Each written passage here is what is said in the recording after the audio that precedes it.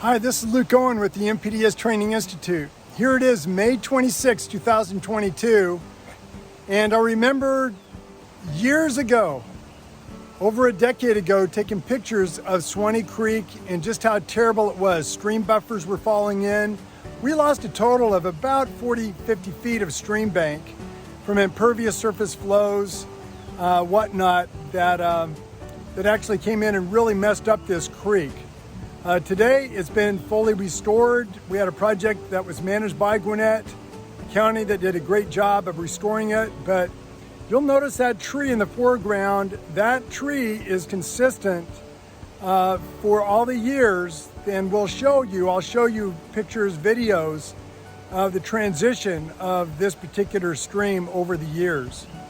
Now, Suwanee Creek is famous for having a lot of sediment in it, E. coli.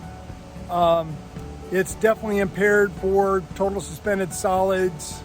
I'm not sure about impairments for fish and macroinvertebrates, but I'd be shocked if it's not.